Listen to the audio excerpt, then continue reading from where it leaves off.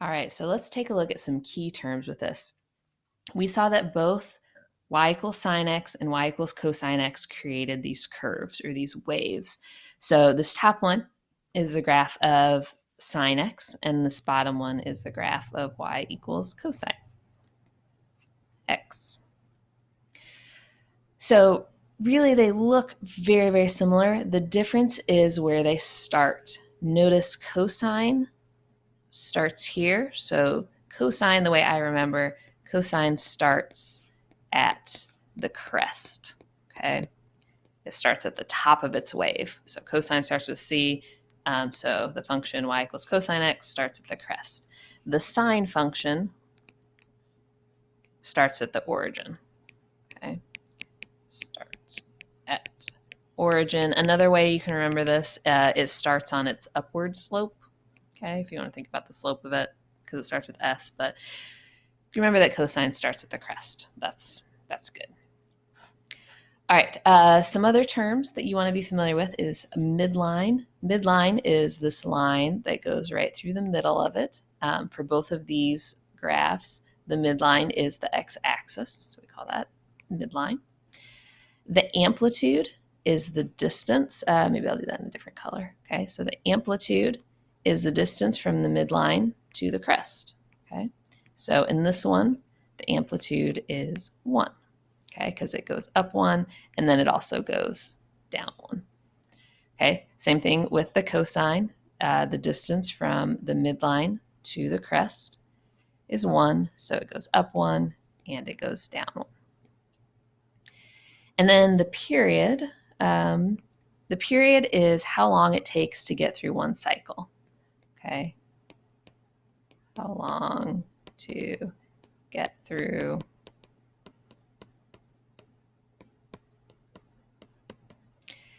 So you can see, let's look at the cosine one. If the cosine starts at the crest, how long does it take it to get to the next crest? That is a full cycle of cosine. And you can see it takes 360 degrees or 2 pi, depending if you're in degrees or radians. Let's take a look at sine. Sine starts on this upward slope, so a full cycle in sine is up, down, and back.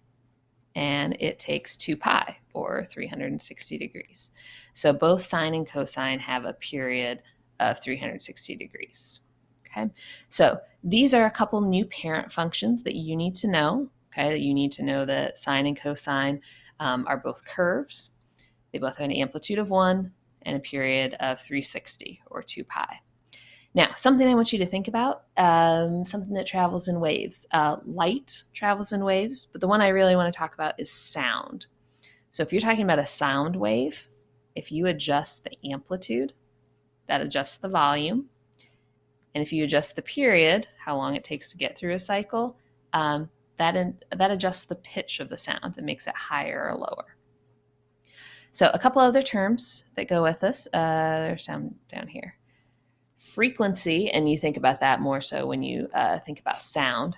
Frequency is the number of cycles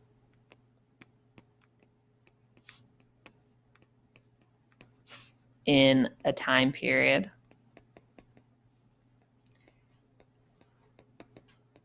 And the way we find that, it's 1 divided by the period. That gives us the frequency. So we talk about that with sound. A high frequency is a high-pitched sound, and it's going through more cycles per second. Now, we can do shifts with all of these.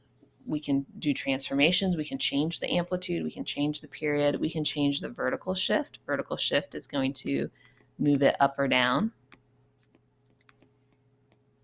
And we can also adjust the phase shift. Another word for that is a horizontal shift. Horizontal shift. So we can move these functions left or right.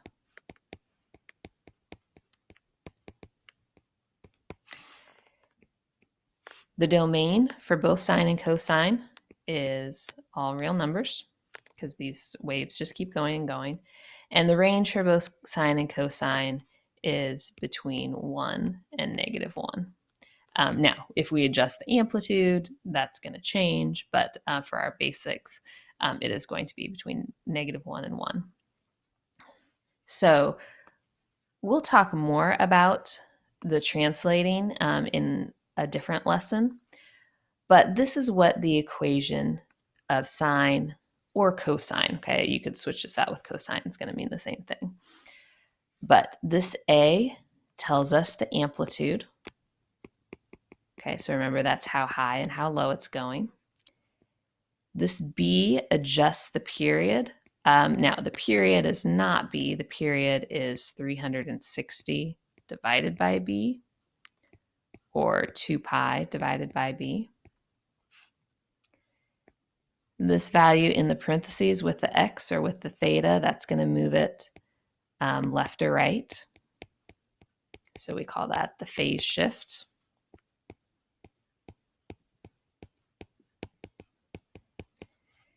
And this k is going to move it up or down. And we call that the vertical shift. So in our last video, we're going to actually talk about graphing these things. To start out with, we are not going to move it up or down or left or right. We're only going to worry about amplitude and period changes, and then we'll add in some more complexity later on.